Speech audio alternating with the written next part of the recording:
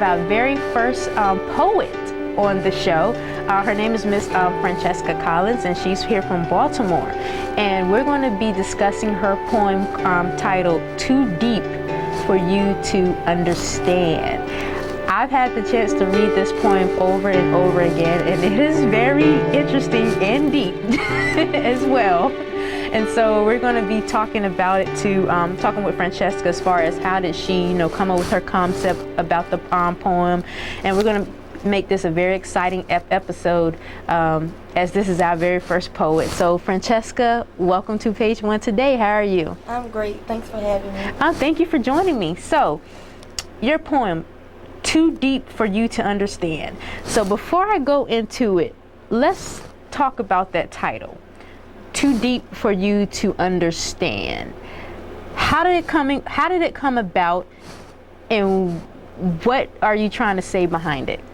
Well, the title itself, it didn't come to me until the end of the poem, and I read the poem over again. And so I had to read it at least 3 times before I came up with a title. Most times I actually come up with a title for my poems before I even write it, but this poem, I thought I'd read it over again, and it just set on my mind that a lot of people wouldn't understand where I was coming from unless they've been in the situation, because I felt I needed to write it because a lot of people have experienced what I'm talking about in the poem. And the very first sentence of your poem reads, "The teacher teaches and the pastor preaches." Touch on that for me. That's a very interesting first liner for your poem.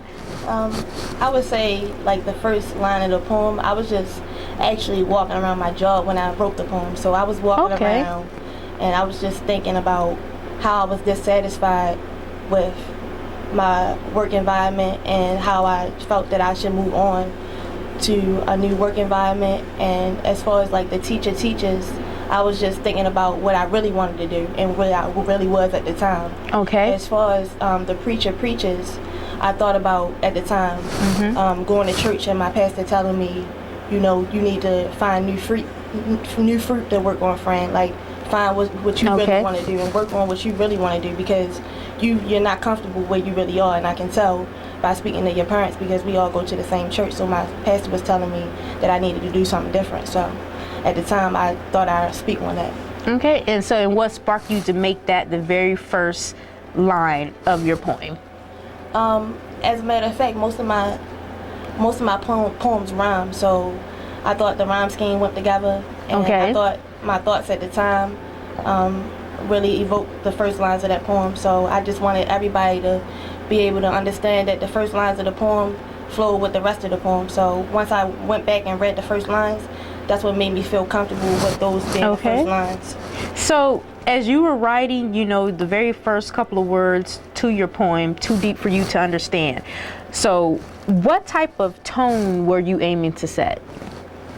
I would say the first couple of lines, as far as the tone, I would say that I was trying to evoke the type of tone where, as though, I wasn't trying to be the type of author where, as though, like some people they don't write from experience. So I wanted the tone to be from experience. Okay. I wanted you to be able to relate, if anything. So you wanted basically just true life into this poem. So your own personal experience, and you just want it to really be where people can relate, pretty much. Yes. Okay. And so in a couple of sentences down, within the first paragraph of your poem, you have, and if you've never invested in a 401k, then I guess it's Social Security.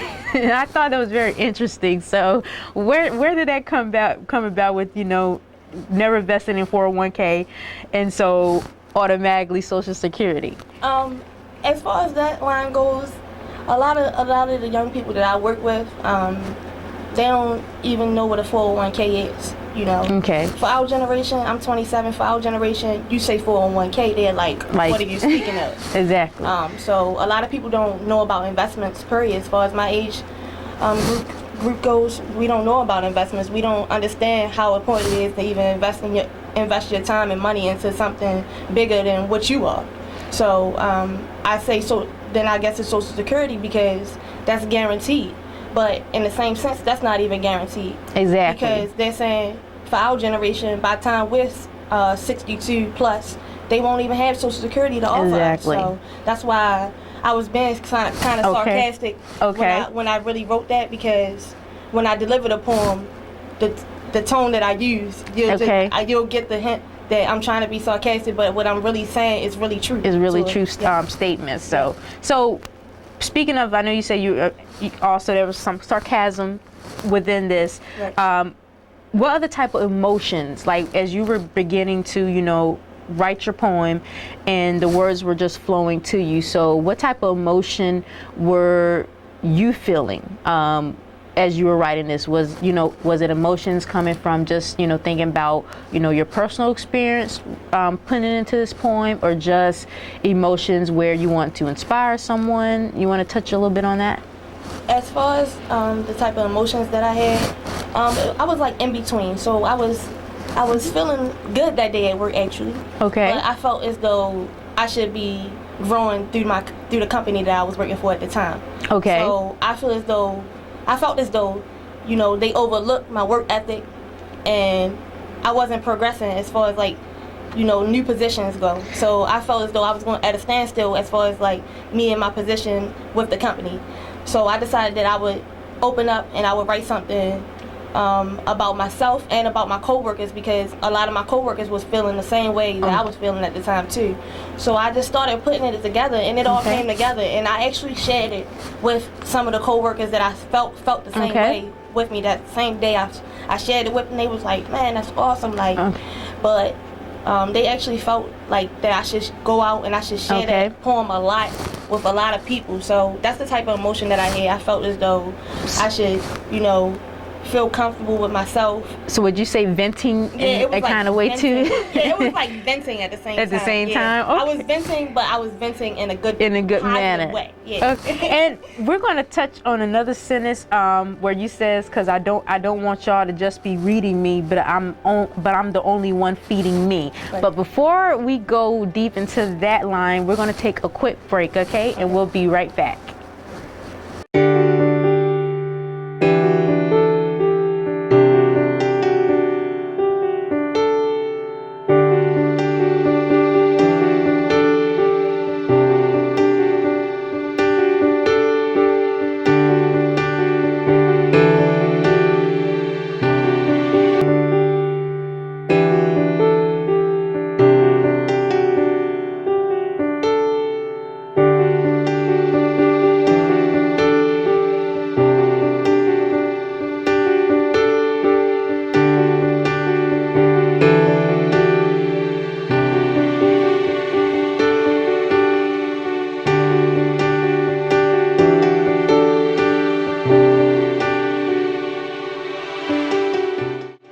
And welcome back to Page One today, and we're speaking with poet Francesca Collins. And before we move further on with the interview, I want you all to listen to a small piece from Francesca's poem that I found very, very interesting. She's actually going to read it herself. So Francesca, if you want to, read it from where we discussed from here until right here for me. Because I don't want y'all to just be reading me, but I'm the only one feeding me. And when it comes to this money, these white people are cheating me. Working me like a slave, telling me I'm housekeeping, see. Okay. I thought that was very interesting. So you want to, I'm sure there was a lot that went behind just that paragraph. Yes. So you want to touch, tell us a little bit more about how that came about, or, what pushed you to say, I'm going to put this out there? I actually put it out there because at the time I was working in housekeeping, and we were understaffed at the time, and I just felt as though like I was being overworked for what I was getting paid at the time. Okay. And when I say working me like a slave, I just thought about like being like a slave, like being worked for for things that I wasn't being awarded for. So I was working, but I just didn't feel appreciated, and I didn't feel like I was being paid enough. My whole crew, we didn't feel like we were being paid enough. So it was just we were always understaffed. I worked there for 2 years, so that's what all that came from when I speak of that. So all of this came specifically from the job, because you mentioned that you were actually at work when you created this poem. Yes. Correct. So when you created this poem, did you create a lot of it in your mind, or did you like gradually put it on paper, or how did you go about with the process? I didn't put it together gradually in my mind. It just came so smoothly. Like I just sat there for like about 5 minutes. It took like 5 minutes. It just came to me like so quickly. I couldn't even believe that I put it together that fast. But I just put it together, and I was impressed with myself actually. And once I let other people hear it, and I read it like 5 times just to get the flow of it. So I memorized it the very next day. I'm at an open mic the next day sharing it with other people. So how did you first get into, writing poetry? How did it all start? Well, I knew that I could write poetry since I was 12. We had to write our first poem in Mr. Bill's class at Stadium School. So I wrote my first poem there, and I shared it with the whole school because we had something called the Panther Press where you can write your poems and put them in the school paper. So I put it in the school paper, and then my teacher said, "Oh, we would like you to share your poem." So I shared it with the school, and then that's when I realized that I could do something other than writing papers based on books. So all right, and so like. And, just in general, like, because you grew up here in Baltimore, so do you take a lot of your, experiences growing up here in Baltimore and also put it into your poems? So do a lot of your poems come from pretty much your family experiences, personal experiences, for the most? Yes, I would say just from having the friends that I have, and they've all grown up in Baltimore, my personal experiences. I write from my experience, other people's experience. If you're my friends, if I run into you in a school setting, if you tell me a story, I might add you in a poem, but I'm not going to tell you that it's you I'm talking about. Okay. But if you're in the audience and I happen to share the poem, you might think I'm talking about you. But I try to write about other people's experiences also, but more so what I've experienced. But most times I don't say I'll just write it as if it's somebody else. It's somebody else. Yes. And it's funny you say that, and I want to come back to that. I want to ask you, because you say that you could be writing about someone else, but they would not know. And when we come back, we want to find out, like, has anyone ever figured out that maybe you were talking about them, or whether it be family, friends? Right. Yeah, sometimes I share my poems on Facebook. Not real good poems, but I might throw a poem out there, and I was talking about a friend or a family member, and they might say, "That sounds like me," but I never say, "Oh, I'm talking about you." Only for the sake of, I just want everybody to feel as though I'm actually talking about a different character, but I just want everybody to relate. But I don't want you to feel like that I'm going to write about your whole life story. I want you to feel comfortable when you come to me and you tell me, and you confide in me, and you tell me a story. And if I decide to write about it, I'm not going to put your name in a poem or anything like such. I'm just going to let you think what you want to think, pretty much. Okay. Just to stay on the safe side. And so, other than that, you've kind of gotten away with the explanation, huh? Yes. So even with your poem, Too Deep for You to Understand, when the viewers actually go to pull up this poem and really, read this poem, because just the things that we've discussed so far tonight, I'm sure that they're edging to know more. Right. So at the end, when they finish reading this poem, what message do you want them to take from this? The message that I want them to take from it, because the poem touches on a lot of things as far as like history, how I actually probably felt during the time when I wrote the poem. I just want them to feel as though, they might know somebody who can relate to the poem, even if they can't relate to it themselves.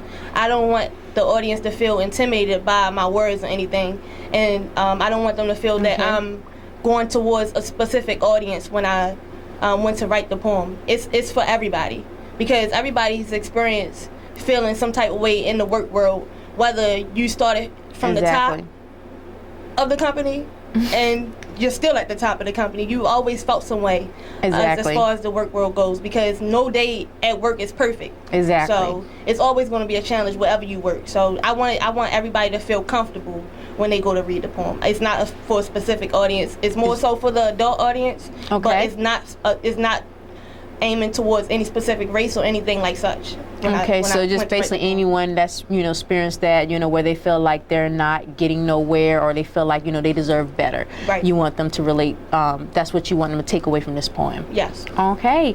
Well, that is Too Deep for You to Understand by Miss Francesca Collins. So viewers, be sure to go and read her poem. You will find it very interesting. And thank you so much for joining me, Francesca.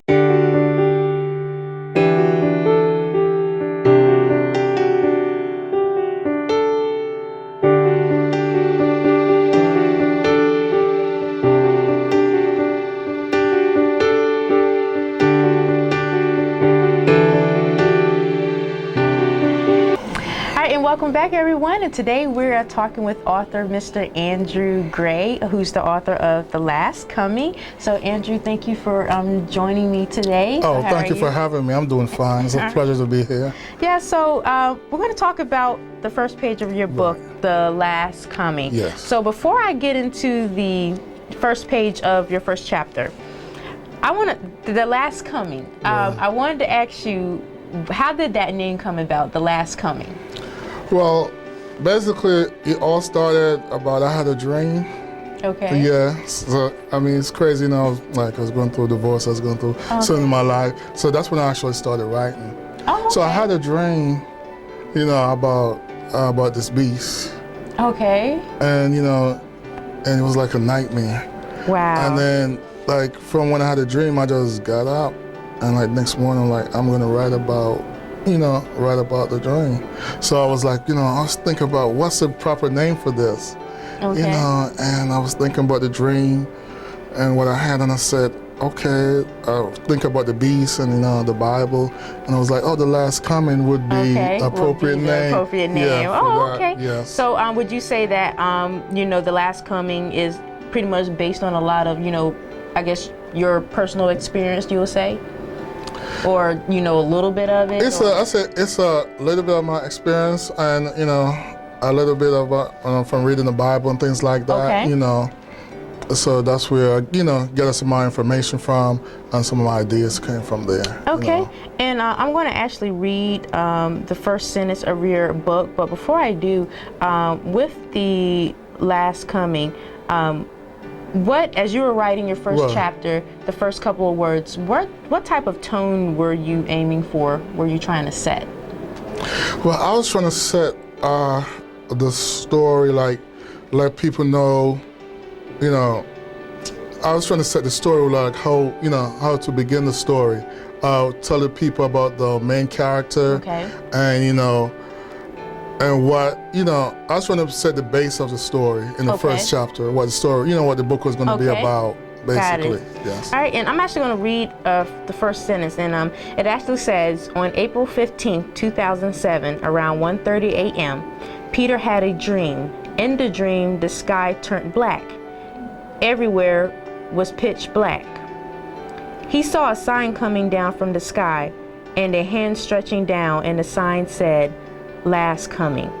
So those first couple of words within that paragraph right there, I want you to emphasize for me on that, just those words. Well, basically, the way I did it, he had his dream. It was late at night that he had his dream, and he had his dream was before it was time. He had his dream because he works in the morning time. Okay. So I trying to have him have his dream, so he can remember. I don't want to have his dream have his dream 8 p.m.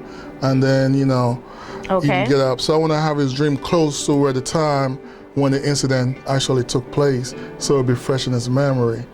So within those first couple of sentences, as you're writing, so when a reader reads those first couple of words, what type of emotion do you want them to feel as they're reading those first couple of sentences? Well, it's type of chill, and it was like some type of children's like, oh, I want to read more. Okay. So I want to capture the attention, like, I want to read more from what's going on. So that's why the way I did it, I wanted to capture people's attention to the story, so they want to read more of the story. Exactly, so they can know exactly as far as, what this last coming is all about. It's all about, and everything. And you had another one too. You said he saw a beast coming out of the ground. So you want to describe that beast that you're referring to? Well, the beast was scary. It's very tall. It's a monster. Okay. It's coming out the ground. It's coming for him. It's coming for all of us. Wow. And he's the one that's he's the one that's going to help us. So basically, he's the one that saw what's coming. Okay. Wow. And basically, the reason why he saw what's coming is having to do with say God. Okay. He's the one that's telling him what's going to come. Exactly. So that's what it is, the first chapter. Wow. And so when you're as you're putting the first sentences down on here, I do want to ask, do you have a particular audience that you're aiming for with the last coming? Well, I think for everyone. I think last coming can be for everyone. Okay. Because if people, I don't want to give away about the book, but if people read about the book, it talks about the last coming and how we have to have faith and everything. So I think it portrays to everybody. So would you say you're probably adding, were you adding a little bit? I don't know your religious background or anything, but you wanted to have a little bit of religious point to that? Yes, it is. Because if we're going to chapter, it's verses from the Bible. Exactly. It's a lot of things. Okay. So it's a very interesting book. It's the beast, they tempt, it's going to be temptation. Okay. We're going to tempt the pastor. Exactly. They're going to find out, is your faith strong enough? Okay. So it's a lot of things to it. Okay. Andrew, I wanted to read another sentence of your book where it says, he saw a beast coming out of the ground. It was none like he had ever seen before. It had eyes with fire, stood 14 feet tall, had horns like a bull, and breathed fire like a dragon. It had feet like a horse, armor on its waist, and with it was an army. That was very, very detailed. Right. So you described the beast a lot more. Yes. And right before when we took our quick break, I asked you, was this a revelation? So I want you to touch a little bit more on it. Actually, it is a revelation, because as you go through the story, when Peter, the main character, is going to find out that he's chosen to actually save the people. Okay. So it's more than just a dream. So he's going to start to find out as he goes along. You see signs of his dream. I want to ask you, so if, say, because I'm sure there's going to be many people of different religions are more likely reading this book. So have you ever thought, when you were, have it ever came to your mind, probably what other maybe people of different religions may think? Do you think some may look at it as may have their own type of opinions about it? Or is he describing, the book of Revelation? Right. As he describes it, is he describing those type of events, or is this something that maybe he's putting in? Because people of different religions going to have their own view about this. I think he has a variation of different things. He has, I guess in Revelation talk about the beast and the ending, so he has that too. But it's have a little bit of that and a little bit of things, because I touch on faith and how your faith, in certain times is your strongest courage, Exactly. So I think that, people look at that too. They can find out that faith and believing can, be, good substance in life, Okay. And also it reads, as you were finished describing, you said, behind it they stood, also breathing fire, though none was as big and frightening as the beast. Peter jumped out of his dream. Andrew actually has 2 children's books that he writes as well. So he has 2 children's books, and he actually bought a copy of the children's book for us. Andrew, your children's book, so obviously I know your children inspired your book. So what how did the motivation first come for your children's book? Well, actually, my kids wanted to ask me to actually write a children's book. Okay. So that's how I started. So this was my first one called Last Summer. Okay. Yeah. So that's how I started it, you know. Okay. And then you have the other one here that says, if you could be an animal, what would it be? Yes. Okay. So basically the kids telling what's their favorite animal and why. So which one of these would you say is your children's favorite? They have a favorite, or they like both? I think this one. They like both, but I think this one. This animal, one? Yes. Okay. Yeah. So with the children's book and also with The Last Coming, what do you are we going to be looking for another Andrew Gray book coming out on the scene pretty soon? Actually, I do have I have a poetry book. Oh, really? Yeah, okay. called Love, Passion, and a Poem. Also, I'm trying to get a comic book going. Okay. It's already it's already drawn and everything. I'm just trying to do it's already illustrated, but the words in color and so I'm looking to do a comic book also, and I'm looking to do a nursery rhymes that I started. Oh wow! Yeah. So you're just kind of doing a little bit. Yeah, so I'm trying to stay busy. So and you're do just trying to have stuff. a whole Andrew Gray collection here. Yes. So with the Last Coming, Andrew, for our. So that was my first book. Yeah, and I was reading your Last Coming. Yeah, and this came out in 2007, correct? Yeah. So I want to ask you, with the Last Coming, with viewers that are watching today. So what would you tell them? What would you say to our viewers tonight? So that would encourage them even more to want to go out and read The Last Coming. I think The Last Coming is entertainment. It's chilling. It's a lot of fire in it, you know, there's a lot of passion in it, you know, it really is. So I think that's why they read it. So what do you want them to take from it? Well, The Last Coming, I think you could take from it that, you know, if you have faith, if you believe, you know, you could conquer. You can conquer? Yes. All right.